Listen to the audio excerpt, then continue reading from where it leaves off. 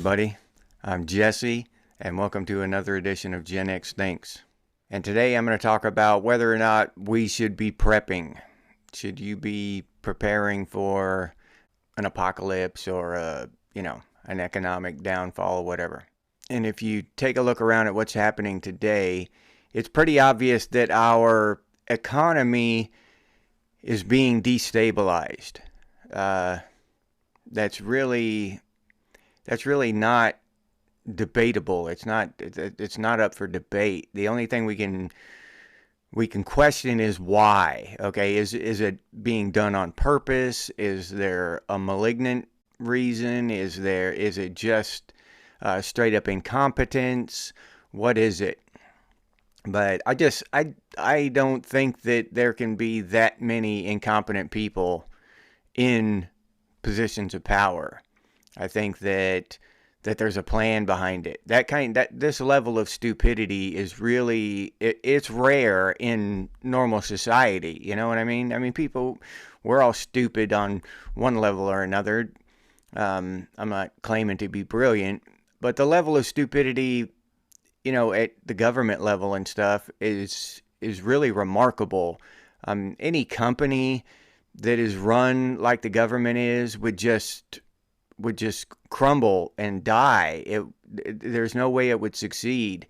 The only reason the government succeeds is because it's got an unlimited well of money. They just rob people. I mean, it's basically any company could succeed if they basically held a gun to somebody's head and robbed them constantly. If you have a choice whether you buy an iPhone or not. Well, what if Apple could just hold a gun to everybody's heads and threaten them with jail time unless they bought an iPhone? Well, Apple would be safe from any form of consequences. They could do whatever they wanted. Their phones would be shit. That's exactly what happens with the government. There are no consequences. They can do the stupidest shit imaginable, and they won't suffer for it because they have an unlimited well of money to tap into. So we see all this stupid shit. Number one, all these foreign wars that are just they can go into all the complicated socio-economic foreign policies and all this shit, but it's very simple. If two people are fighting across the ocean, let them fight. Who gives a shit? Why the hell would we go start sending billions of dollars over there? What's the point? It's not good for America. It's not good for Americans. So the point is to do bad things for America and Americans. It devalues our dollar, makes us work longer hours to buy the same amount of shit. So the only real point in all this foreign war spending is to devalue the dollar. That's the only logical conclusion you can come to. Now you can say that the military industrial complex is getting rich. Yeah, they're getting rich too. Don't get me wrong. They're getting rich. But as far as I know, they could just keep upgrading our military and patrol our border and keep us safe, right? That would be better spent, money better spent. So if we pulled back on all this offense spending, not defense spending, on all this offense spending, and we started spending on defense and made America strong and impenetrable, we wouldn't need to do all this other shit. Nobody else is messing with us. And if they can mess with us, if they are messing with us, it's our fault. Talking about the government. If someone is hacking or doing something, they could have spent all those billions of dollars that they're spending in these wars, they could have spent them on our infrastructure to defend against these cyber attacks and any kind of nuke or whatever could threaten us. So why don't they? Because they don't give a shit. They don't care about the American people. They don't care about America. They're traitors and communists and just out for themselves, period. And it's just obvious when you look at it. It's just obvious. It's not even hidden. It's not, all it takes is a little bit of thought. But we're programmed in our subconscious mind is programmed constantly through the media and movies and social media and all this stuff to accept this kind of bullshit, to accept their incompetence, their feigned incompetence, and like that's just the way it is. That's the way it's supposed to be. Well, I guarantee you it's not. The way it's supposed to be is what our founding fathers laid down for us. We're supposed to be free and we're supposed to be in control of our own country. And I'm going to touch on some stuff Trump is doing now. And again, I support Trump. Now, I don't know if he's legitimate, and he actually cares for the country and he's trying to help the country, or if he's a pawn, or if he's doing these things, or if he's legitimate and he's just kind of getting played in places. I don't know, but I support him still. So don't take my criticisms of him, my questions about his actions as, like I'm some kind of anti-Trumper. No, that couldn't be further from the case. He's doing a lot of good things that I wholeheartedly support.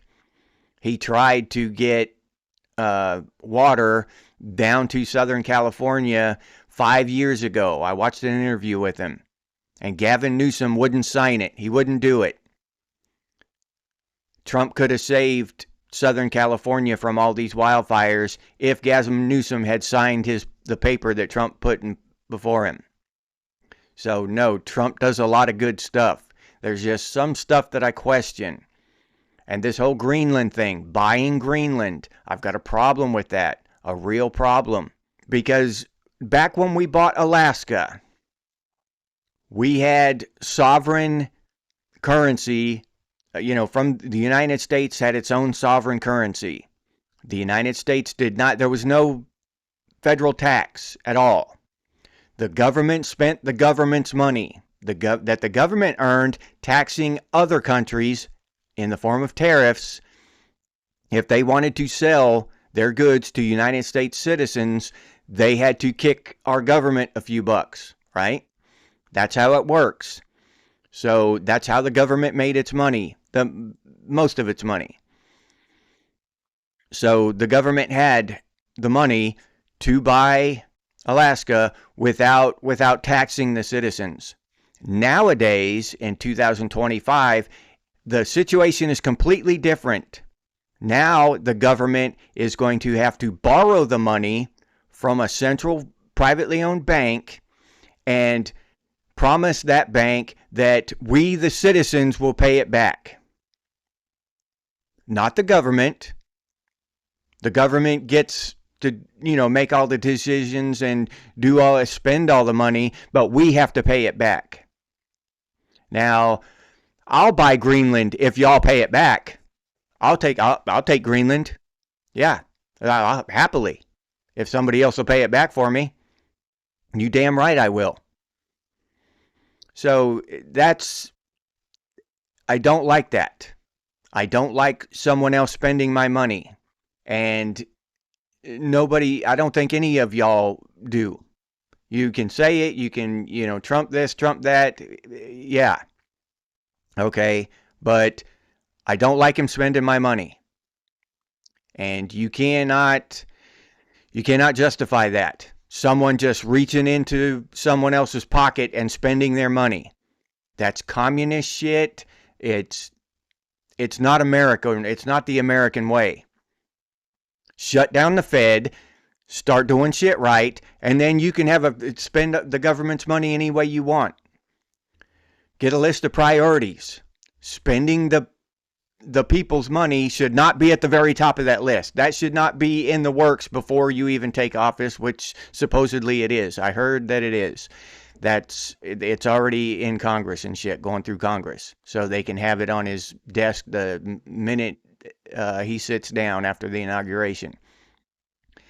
So I've got a problem with that. I'm sorry. to all of you just diehard Trump supporters who follow me, but I've got a problem with it, and it's nagging at me. The second thing is about that is that I saw a post from a Danish dude, guy from Denmark, the country that owns Greenland, and he said that he was happy about this happening because Greenland was an economic and a social mess, and they were tired of it, the people of Denmark. So we're buying an economic and a social mess. Now, this next part I'm going to tell you should validate that I try to be true and honest on here. And I'll say that I don't know whether that guy is lying, whether he's got an agenda, whether it was just one post I read. So, and but I did quote it pretty much verbatim. But I take it with a grain of salt. But still, knowing the state of the world, the odds are it is a social and economic mess, because everything is a social and economic mess. America is a social and economic mess. So for us to add to that social and economic mess by creating more borders where people can come into and then hop over here from Greenland, or just hop over to Canada from Greenland and then come over here, you know what I mean? Whatever the situation is, expanding our borders is not an ideal plan when you're having border problems, because that's more border to patrol. We can't patrol the borders we have now. Our borders are a complete mess, or actually non-existent at this point, right? So why add to that? Why add to this mess by creating more borders, by lengthening the border? It doesn't make sense. I understand people have talked to me about it and said that well, it's a strategic military place. Okay, let me think about that for a second. Why hasn't it been a strategic military place throughout all of, the whole time that we've owned submarines, that China and these other countries have owned submarines? Why didn't we have to have it 60 years ago? Why is it all of a sudden a strategic military base that we must have? Why can't we just take all that money and the money from foreign wars and pull that back and spend that on defense? All this offensive military spending is a complete waste. It's devaluing our dollar. Now, Trump has the border wall. That's fine. That's great. But if it was up to me, I'd have our military patrolling the border in Humvees and drones and stuff. It would cost 1/10 or 1/100th of what we spend on offensive, military action. If we retracted back and started actually spending on defensive, and then we could take all that extra money in and spend it on, on hardening our infrastructure and new technology and stuff like that. But we're wasting trillions of dollars on it's bullshit. It's just bullshit. I do have hope. I'm not optimistic, but I do have hope for this administration. I hope they go in there and chop off 80% of the federal government, because most of them work from home. And I was watching this thing where they actually make software, or maybe it's an actual mechanical device that taps on your keyboard. So you just have to register keyboard strokes so many times an hour to be active at your desk, and that's all you need. So they'll put this thing on their desk and it'll just tap for them, right? Once an hour it'll make a keyboard stroke, so that when somebody checks back at wherever, at the main office, it'll show that they've been active at their desk for 8 hours. In actuality, they've been playing video games or off doing whatever, and they've just got this device there that that logs for them and this kind of shit. And these are the kind of people that are just bilking the American population for their money. For, you know, they literally contribute nothing to our lives, to our country. They are just leeches. And in my opinion, they need to, because the argument is that they're going to flood the workforce, right? But if you get rid of all of these illegal immigrants and then flood the workforce with all these useless leeches, well, let them go pick fruit. That's an honest way to make a living. Let them do it for a year or two. Let them gain some appreciation. They'll live longer because they'll be outside getting some fresh air and sunshine. They might appreciate their next cozy job at a desk a little more because they know what hard work is like. This is the kind of America we need to get back to. If they don't want to go out and pick fruit, then they can starve and be homeless just like any other person in the workforce that doesn't want to work. And if that happens, then the price of apples will go up. That's not the worst thing in the world. We need to realize that the price of apples is not the most important thing. We need to realize that to correct some of these things, there's going to be some pain. Quit bitching about the price of apples or the price of cherries or whatever. We don't get apples for a couple years, maybe. I don't know. Maybe a couple of the harvests go just rot in the ground, right? Would you pay that price to make America great again? I would in a heartbeat. There's no question in my mind. Would you pay that price? I would pay that price 10 times over to prevent one child from being molested. If, in my opinion, a society, and I'm talking about Western civilization, that allows their children to be raped, and I'm talking about all of us, I'm not pointing the fingers at anyone. If a society allows their children to be raped, they don't deserve apples. That's my opinion. Stop it. Stop the illegal immigration. Stop these people flooding across our border. Send them back to where they belong. They don't belong here. You can talk about immigration all you want from 150 years ago and 100 years ago and all that. It's different now. Things are different. The American taxpayer is footing the bill for all this shit, not the American government. Back when all that immigration was happening, the American government paid. The American government wanted these people over here to build an infrastructure that was non-existent. We have an infrastructure now, and paying for all these illegal immigrants are preventing us from keeping our infrastructure strong because that's money taken away. So our roads are falling apart, our bridges are collapsing and all this shit because all that money is going to pay for illegal immigrants. And it's our money now. It's not the government's money. They're robbing us. Just point blank robbery. And unless Trump somehow gets rid of the Fed, unshackles us from the Federal Reserve, and ends this debt slavery, then he's just part of the system. I hate to break it to you, but that is the system. Ending the Fed is the most important thing to long-term success. Yes, for short-term success and leading up to ending the Fed is controlling our immigration, controlling our borders, stop spending all this trillions of dollars on foreign wars, get our spending under control, do all this stuff, stop buying useless military security land that's just trouble and going to cost more and more taxpayer money.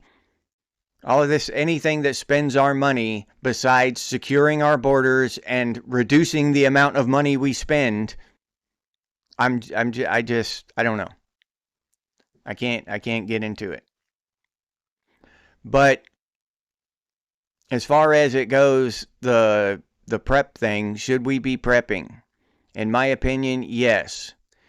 Number one, we should look out for number one. Look out for yourself. Prepare for the unexpected, because hard times are coming. Now, these hard times, this cliff we're headed for, we might not go over that cliff for another 100 years. I don't know. I'm not saying that the economy is going to collapse tomorrow. I don't know. I'm not a fearmonger. I'm not out here looking for clicks. But it could happen tomorrow. They could maybe Donald Trump is legit and they pull the trigger on the collapse. All they have to do is say the word at this, at this central bank, and our economy is gone. So it could happen at any time, but I honestly don't see it happening in the immediate future, but that doesn't mean it's not possible. So look out for number one, and prepare for any eventuality. And then after that, we need to come together and fix our government, our nation. We need to start pushing back against this cultural attack, this culture war we're in the middle of. Whether you want to admit it or not, it's a culture war, and it is happening, and our culture is being eradicated. That's not fear-mongering either. It's happening through social media, through media, through government, through the school system, through all these different pipelines.